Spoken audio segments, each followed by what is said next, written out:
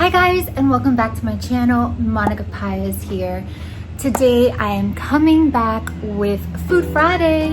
Food Friday, Food Friday, Food Friday. And to think that I used to have a record deal. We got some company in here today.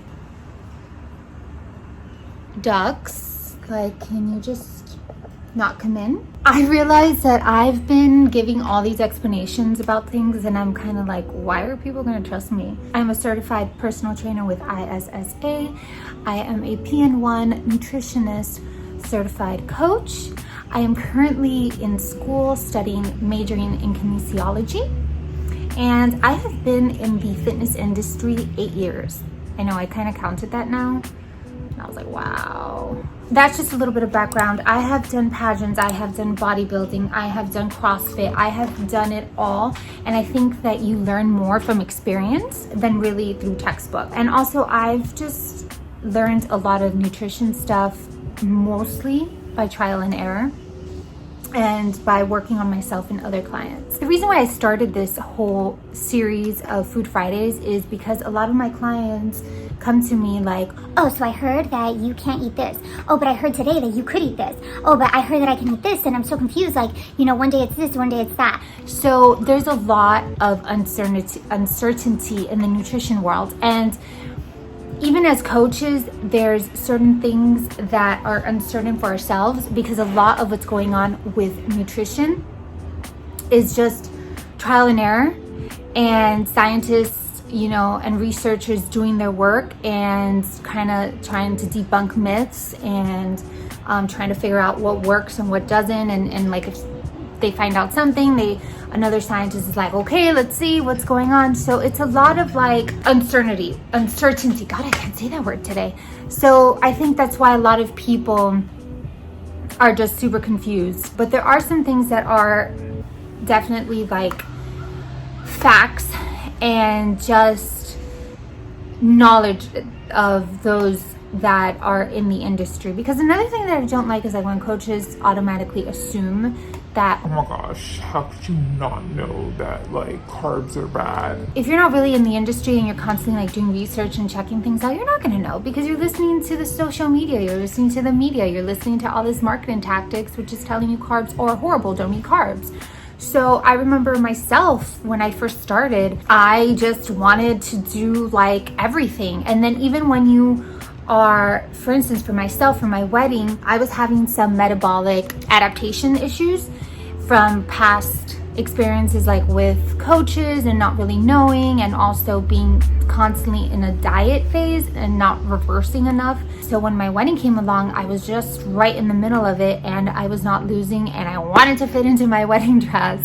So knowing that it was bad, like I still did crazy diets just to fit into that dress. So even knowing, I think sometimes we do things. I mean, I obviously regret it now. It's affected me so much long term that it's like, for one night, was it really worth it, Monica? No, it's not. Long term is what's really here to stay. So today's myth that we're going to debunk are cleanses, detoxing, cleanses, all of that stuff. Are they good? Should you do them? What do you do? Blah, blah, blah, blah. As far as everyone knows, in cleansing is when you do about a week or so of just drinking straight liquids and juices and bone broth and like chicken broth soup, all those things. And then you drop weight and your body cleanses and it detoxes and you just feel great.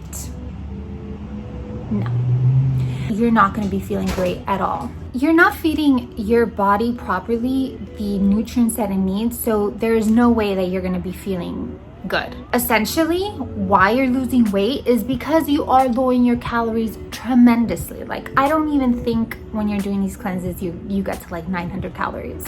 It's constant liquids. So the theory behind it is like your GI doesn't have too much to digest, so you're gonna be feeling great and blah blah. And essentially, yeah, that makes sense. Like, it doesn't have food that it really has to work hard for. But you know what ends up happening?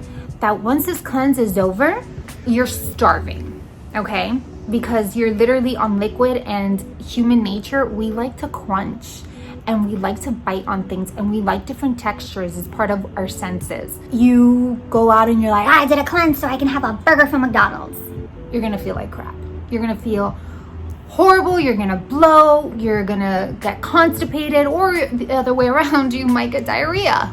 Let's just be honest. And it's just no bueno. And not only that, but then you're gonna retain water, you're gonna end up gaining weight, and it's just this mental craziness that's going on in your head that you get this like, I wanna binge, but then oh my God, I'm such a bad person, I feel so guilty, I'm gonna restrict, so you're gonna take away, but then you're gonna binge again because you're restricting too much. So it's this constant like battle with your food of restricting and not restricting. Detoxes, those type that you're just eating liquids and juicing, it's not good. So let's think about it. What are you doing? What are these detoxes and cleanses essentially wanting you to do? They want you to eat whole foods because they want you to eat fruits. I don't even know, some of them don't even let you eat fruits, but like juices that have veggies, and everything is whole, organic. And then they get you with, you'll lose 10 pounds. Yeah, because you're eating basically air. But they don't tell you the after effects of these juices and cleanses. It's your honeymoon and you've had a whole week of just drinking, or you're a college student and you've just had so much to drink, or this quarantine, you're always drinking because you have your kids and everyone's at home and you've just eaten whatever it is and you just feel so sluggish and lethargic and you really feel like you just need to cleanse your body. I get it.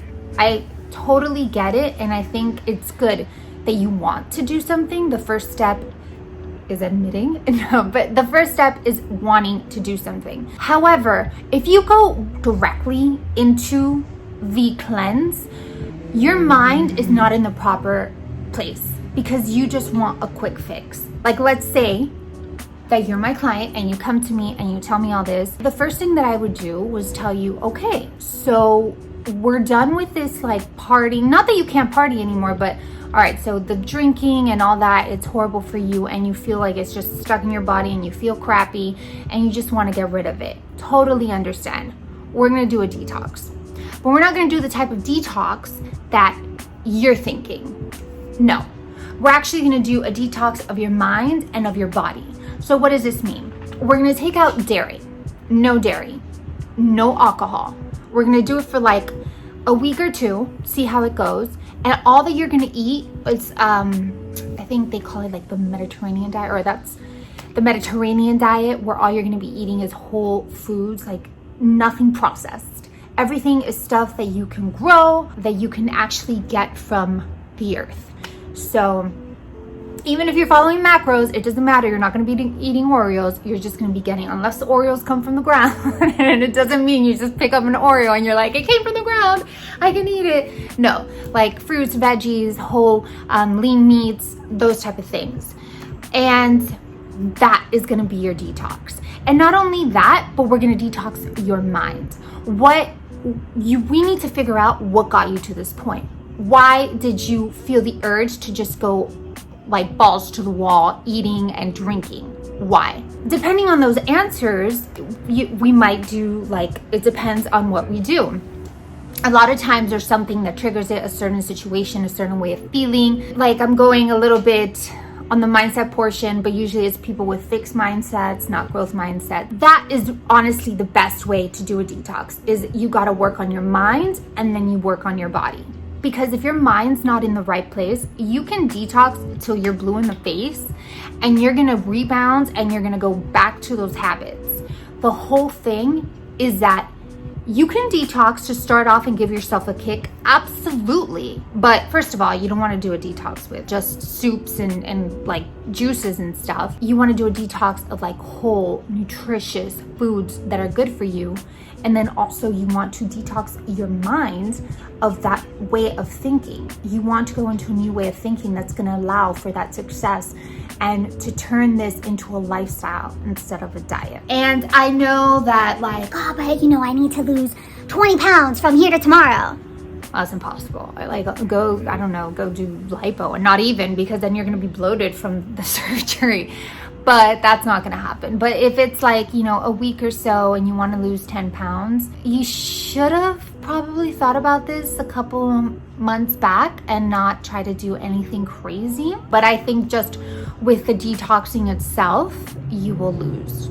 There you have it. There really is no quick fix. As much as the media and marketing want you to believe that there is a quick fix, there really isn't. I know, and it sounds so bummer, and I used to think that there really was, and I was constantly looking for like this quick magic pill, but there isn't.